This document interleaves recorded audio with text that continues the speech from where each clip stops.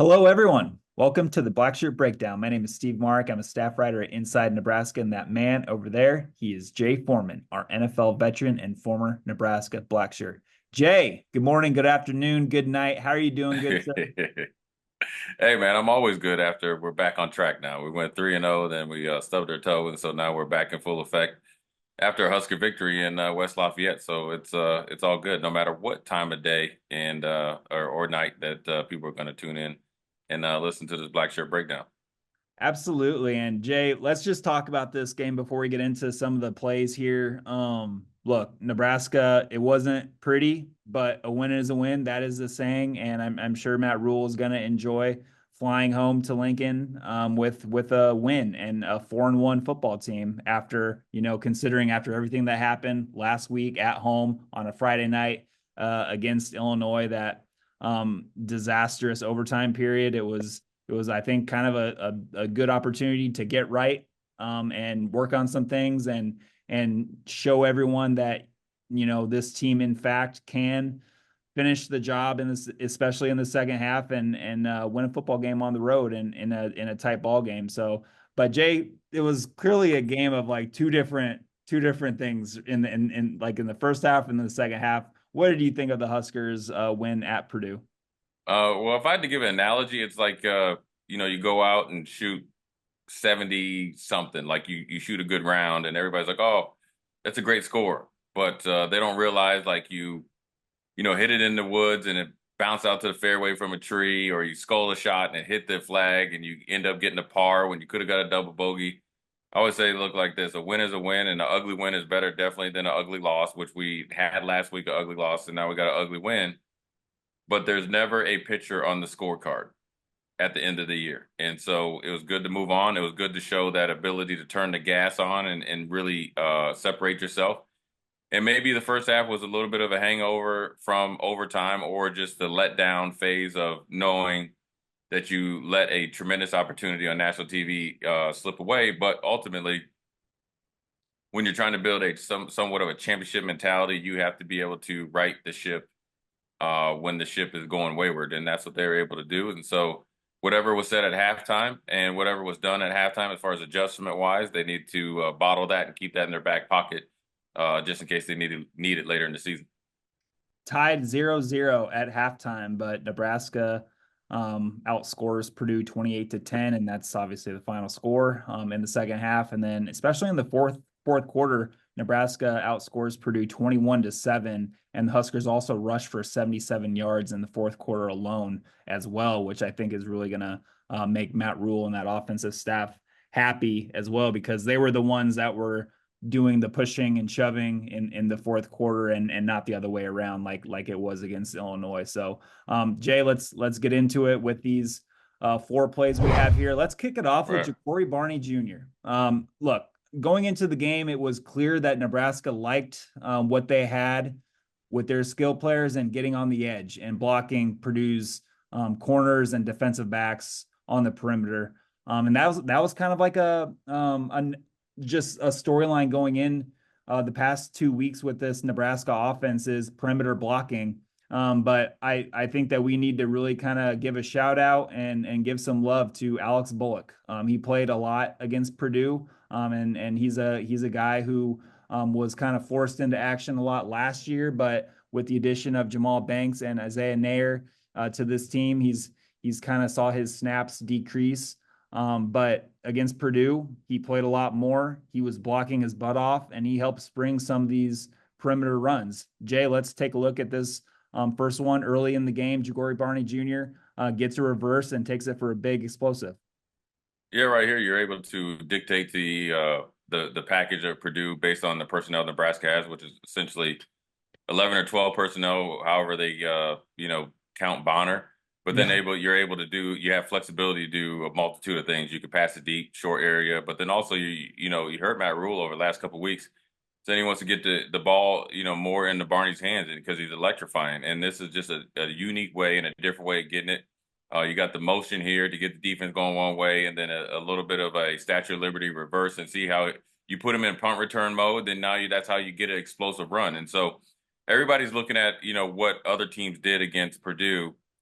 to get, massive run yards. And where Nebraska attacked is the same place, but you get there differently because of your personnel and what you do well, and don't do well, or maybe up to par with your offensive line. Good ball handling right here by the young freshman Dylan Raiola, to be able to have the wherewithal and then also the calmness to execute this. Right, look, look, if you are having good ball fakes right there and ball control and ball handling, it makes this play go to freeze the linebacker right there. So it allows Jenkins to get up on him.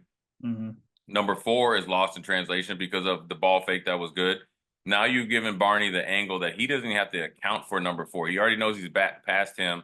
Now he's looking to, I think that's number 32 is Jefferson the second. Great block there by Borkature, and even a better Yes. one than Bullock, right? Big man out in space to block a little pipsqueak corner safety there to allow Barner to do what he does best, and that's to be explosive with his quickness, speed, and strength, even for his slight frame. But this is a really good play right here. Good blocking, a good execution right here. Good job by Borkature right here to ghost block number 4. You see that little dip right there he did?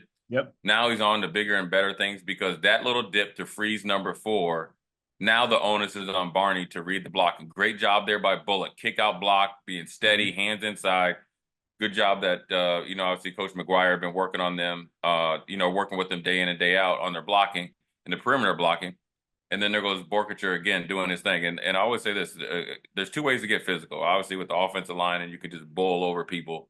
But if you have good physical perimeter blocking, that's how you can become a physical team as well. Good blocking at the offensive line, no misses right there, no direct access.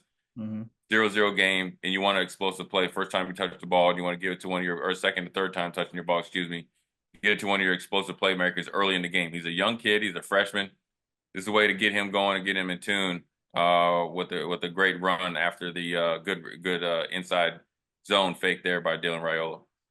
On first viewing, I did not realize first of all, how smooth Dylan is with his handoffs and the backfield actions that he's doing. And I did not realize how, on first viewing, how much that affected Kydron Jenkins, number 4, that outside linebacker right there. Oh yeah.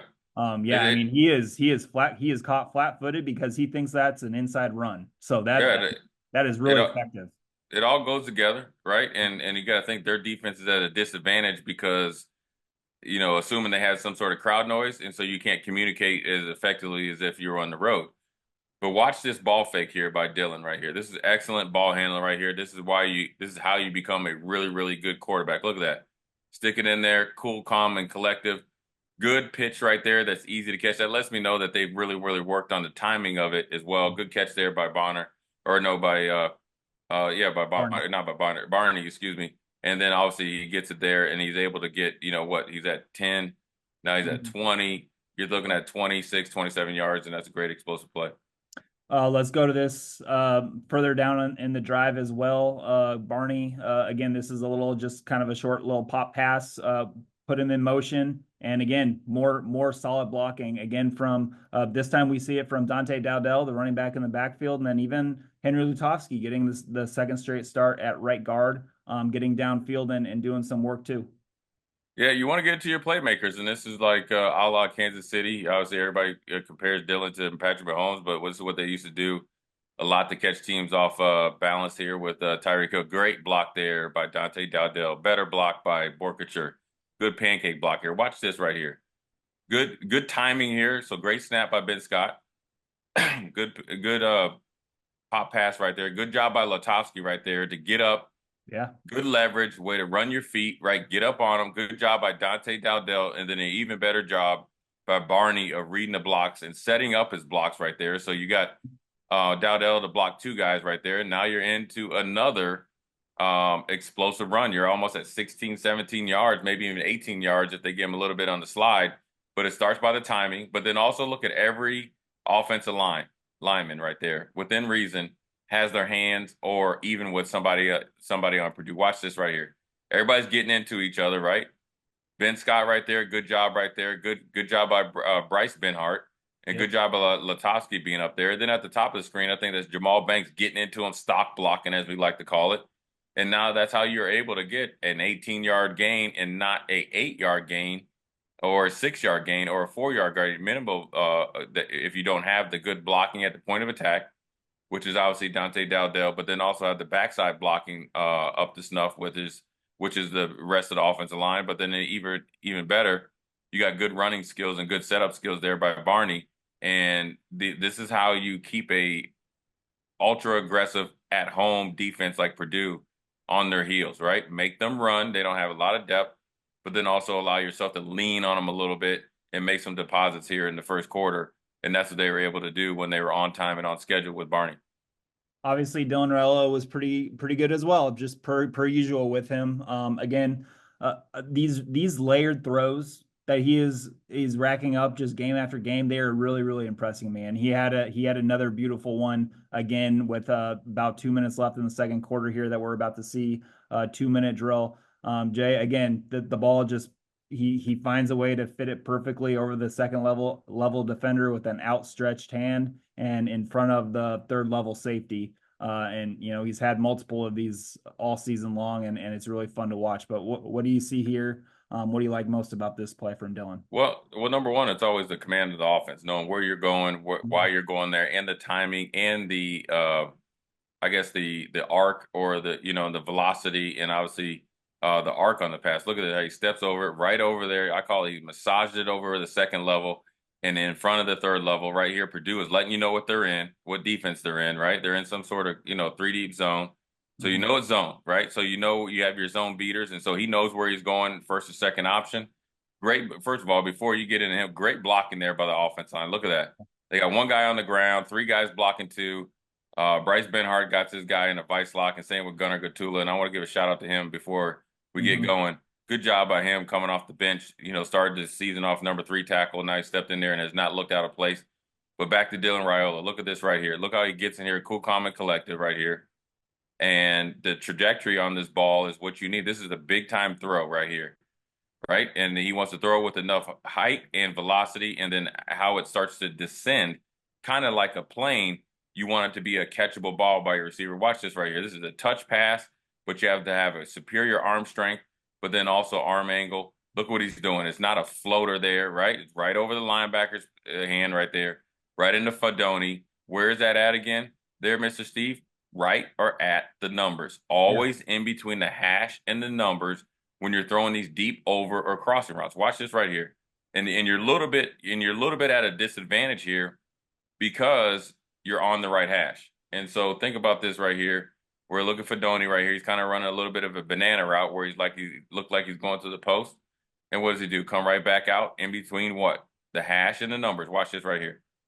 Right? And I'm sure that Coach Satterfield probably wants it a little bit closer to the hash, so you could maybe split those guys. But I'm up here, picking at peach here. So it's a great pass, great catch, great execution by that offensive line.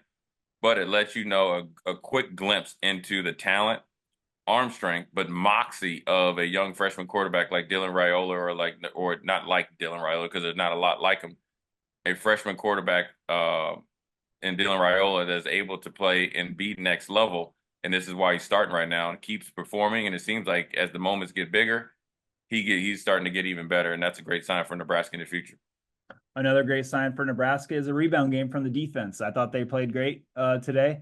John Bullock talked after the game in the post-game press conference. He said that everybody was kind of disappointed that they gave up that garbage time touchdown late in the fourth quarter. But, outside of that, I think everybody kind of wanted to see a performance like Saturday, and they got it. And, the defense, I think, really kind of stopped Purdue's rushing attack, which Purdue was kind of hanging its hat on coming into this game, and they shut that down. They didn't let Devin Mockabee do his thing like he did two seasons ago on this same field. So it was more like last year where that run attack was shut down as well in Lincoln. But Jay, let's take a look at one of the sacks of Nebraska's defense, and this one comes via Ty Robinson. Splits a double team, and again, we're gonna maybe give a shout out to Tony White and the scheme of this and the design of this pressure look, but also the job that Willis McGahee does. He doesn't rush, but he looks like he's going to rush, and I think that kind of helps Ty Robinson get through there, right? Yeah, I mean, look, it's a team defense, it's a team sack, and obviously Ty was able to benefit off of it. But Willis McGahee Jr. has to do his job in order to make this fake Texas stunt, that's a TE stunt, work. Look at it. He just catches the eyes of that right tackle. Mm-hmm. Great get off here by Ty as well. Watch this right here. He catches the eyes, 2 steps over. Now he's like mirroring the running back to the flat right here, and he's doing a good job. And then Ty's able to get into the right tackle. And the right guard thought he had help from the right tackle. Yep. Ty splits them both, turns the corner or runs the hoop really, really well, and blindside sack right there. That's a draft day type of highlight right there. Look at that right there. Then you close in, first sack of the year, big play there by Ty Robinson, especially with the defense. Look at the time in the game, right? So 4 minutes left in the third quarter. You haven't done anything on offense, and you need the defense to do well, or to hold force, or essentially, I always say, hold your head above water.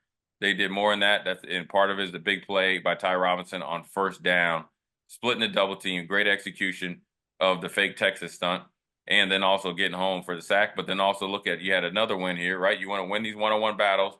Yep. Jamari Butler right there, right? He's going in there. Ty didn't get him. Jamari was there, and they all are very, very disciplined in their rush lanes. Mm-hmm. And that also lets me know from the first quarter to second quarter, they made adjustments because Hudson Card was getting it loose a little bit. Mm-hmm. They really, really defined their rush lanes, and then also executed some stunts and allowed Ty and a multitude of guys to get in there and cause havoc in the backfield. And it's always good to see the big man chance to get a hit on the quarterback, but then also get a sack, because he's been working his tail off. Been close, no cigar, but he got home today to get a big sack. Last play that we're going to be taking a look here late in the third quarter at 3rd and 4. Tony White loads the line of scrimmage. 6 guys showing 6-man pressure right here, and man coverage everywhere else with 1 deep. I think there's a lot of pressure coming up the interior of the offensive line, and then on the outside edges, it's just kind of caging in on Hudson Card, and he literally has nowhere to go, and MJ Sherman gets it. Yeah, you got the 2 linebackers up here kind of fooling right there, probably playing in and out on this running back, right? And so now you see the adjustment here by Purdue, really tipping their hat. Now the pressure goes on to our outside rushers and Kai Whalen and MJ Sherman. And MJ Sherman was more active this week after making some mishaps last week. Mm-hmm. Look at the get off. Somebody's got to win, right? You got Big Nash winning, splitting the double team right there. Shavers is kind of splinting around the ground. Bullock has his running back, so he's doing a good job. And then you got Whalen and then MJ Sherman having a party at the quarterback in the backfield. And they were able to condense the corner and really collapse this quarterback because of the pressure up the middle from Nash. And I think that is Cam Lenhart. Watch this right there. He can't step up into the pocket, right? So we talked about the one that Ty got before with Willis McGahee Jr. doing his job. Watch these 3 guys in the middle right here do their job. Watch Cam Lenhart right here come right off the tail right here and just cause almost a pile. You'd like to see him keep his feet, and then he does right here. He's able to come back right there if the quarterback was able to get past Nash, but he can't, and he panics. And then you got 2 guys that beat their both tackles around the edge, and Whalen and Sherman, and they got to split the sack. And then obviously MJ Sherman had another sack as well. So it's always good to see guys start to prosper, but then also get better and making big plays. Great job there by Bullock, right? You know what this technique right here is called, really is like what we used to call it catch technique, or a dice technique by this linebacker right here with Bullock. You see it right here. Once he blocks you, you have a man-to-man, but you want to pick him up and like essentially erase him and erase his ability to help on the outside rushers. Look at Nash right there. Good arm over move, good balance, good strength right there, getting in the quarterback's face, flushing him to the 2 outside guys. So he gets a hockey assist there, for a sack. And then both of them are able to close the deal, which we didn't do effectively against Illinois. And so that's growth right there against a quarterback, that Hudson Card, who was able to move around in the pocket earlier. I think the adjustment by Terrence Knight and Coach White was to be a little bit more disciplined in our rush lanes. We can do our inside stunts and rushing package, but we got to be detailed about it, which allowed our outside rushers to get home and have a sack party in the backfield. Jay, you mentioned something interesting that I want to know a little bit more about. And I know you're not in the defensive meeting room, so we don't know exactly what the call is. But when you see this look, especially like on the line of scrimmage where both inside linebackers are kind of hovering over guards, and you said they're maybe playing like kind of like an inside out with the running back. Yeah. I know Purdue kind of tips their hand with what they're wanting to do with the running back. But what did he mean by playing inside out with the running back? Inside out. So essentially right now, if he didn't move, Yeah. Shavers would have him. Now that he comes over to the right or to their right side, which is defensive left side, Bullock would have him. But the Okay. best way to use him up and take him out of a pass route is to make him pass block. Hmm. And you're not actively rushing him because he could, slip you and get out and eventually score a touchdown because you're essentially no hole defender, right? And maybe the hole defender was Shavers, but Shavers is coming because the back is away from him. So then what that is doing here, ideally, if they were playing in and out, that means Bullock would have inside help by Shavers, but it looks like whatever side the back is on, you got him. The other guy is blitzing. And what that does there, Steve, it creates a lot of one-on-one opportunities for everybody. So that means it's 5-on-5, and somebody's got to win. In Nebraska case, both outside guys won. But as far as the linebacker play right here, with both guys, generally when both guys are up there fooling, they're playing in and out on the running back. I think they had probably a lock call, or just whoever's opposite the running back is going to try to go and blitz in the B gap against the offensive lineman, as you see Shavers right there. Hmm. And then you see Shavers kind of fall a little bit, but then you also see Kai Whalen, and then obviously MJ Sherman, continued to get to the quarterback and get a sack. Great stuff as always. So it was good to see MJ Sherman have some success and get in the backfield and disrupt some stuff, because I thought he showed a lot of leadership. And, whenever somebody comes out in a press conference and says stuff like MJ did, it's always good to see Yeah. them, back up that talk. What did you think of MJ Sherman, and what we saw from him on Saturday? Well, I think it was a good game. I think, he probably felt like, probably pretty bad. Got the late hit on the quarterback. Then he got another 15-yard penalty, which I don't think he deserved because he was punching at the ball, not punching the player. It was obviously he wasn't doing anything egregious. But nevertheless, you need somebody to step up and, stand up in front of the microphones on press day, and he did. Mm-hmm. And then also he probably provided some leadership as well, where he said, look, we're not going to change anything. We got to do what we were supposed to do and do it better. And that's what the team and himself, did earlier today. The best thing about it is he might be a guy that's always up in front of the team and trying to get guys going. He's a little bit older. Mm-hmm. And sometimes it's hard for that message to be received if you aren't a good player. In MJ's case, he's continued to get better, and I think today was an example of something or an example of the hard work that he's been doing, working on his pass rush, being able to be a more effective 3-down player, and he got a sack and a half today. So, I think it all is moving in the right direction. Obviously, the first half was not appealing to anybody, Yeah. but I think the way that they were able to come back kind of should give you some positivity. But I will say this, whether it's the Colorado game, being able to coach after the second half, Northern Iowa, just kind of the energy, Illinois, a little bit of the letdown, or not Illinois, but Illinois, the letdown, and then Purdue, a little bit of the hangover. So Mm-hmm. now we got to get to the point that said, listen, every single scenario where I have to coach you after a game, or really, really put keep my finger on you after the game, we got to alleviate that, because Rutgers is going to be the best team that we played up until to this date. They're going to Yeah. be physical. They're going to be well coached. And so we got to have an all hands on deck type of mentality starting essentially ever since they land back here in Lincoln once they get back from West Lafayette. Yeah, what are your thoughts on Rutgers? Undefeated Rutgers. Greg Schiano, he's a really good football coach. Kyle Monahan is one of the best Big Ten running backs, and probably Yeah. one of the best running backs in the country right now. A little under 600 yards rushing, 6 rushing touchdowns. Rutgers just defended their home field against Washington on a Friday night Yeah. game. They've already taken out Virginia Tech, which gave Miami all they wanted. Might have even won that game, depending on how you look at that Hail Mary. But what do you think about the Scarlet Knights coming into Lincoln undefeated? They're the same team that they, were last year. I think they have the best running back in the Yeah, Big Ten Conference. yeah. And quite frankly, at least one of the top fives. He's the real deal. So they got a big physical offensive line. They got Cal McCandis, the quarterback that transferred from Minnesota to Rutgers, and we know him pretty well, so you know what you can do. I think the defense, obviously, I think that Powell is out. I think or Torre is out. He was Mm-hmm. one of their NFL kind of draftable guys. He's out for the season.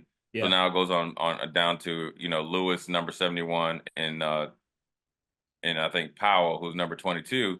You got to really focus on them, but they're really, really good also on the back end. And so the biggest thing for Nebraska, you can look at the Washington game. The Washington Huskies flew all the way across the country Mm-hmm. and literally beat the brakes off Rutgers for 4 quarters. But the only thing that mattered was Rutgers scored more points.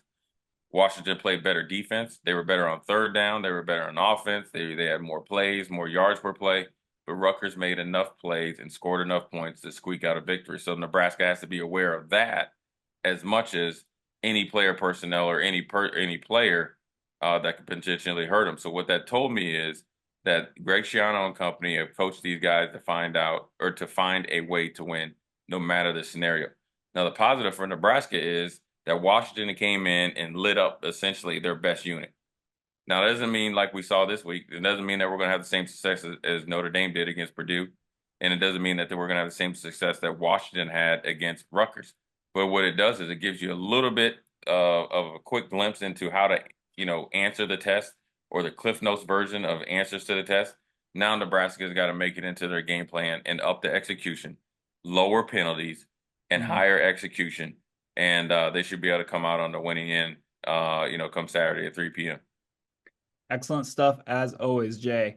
Yeah, and it's going to be another big game. Rutgers is a very hard-nosed team. They have a hard-nosed head coach who just kind of coaches his team like his mindset is, and so I think it's going to be another great challenge for Matt Rule, and one that I think is going to show us a lot about Nebraska and how they're gonna stand up to something like that run game, that offensive line, and that tough defense. They're always tough over there. So, and good stuff as always. So that was the Black Shirt Breakdown, Purdue style. We'll catch you all later.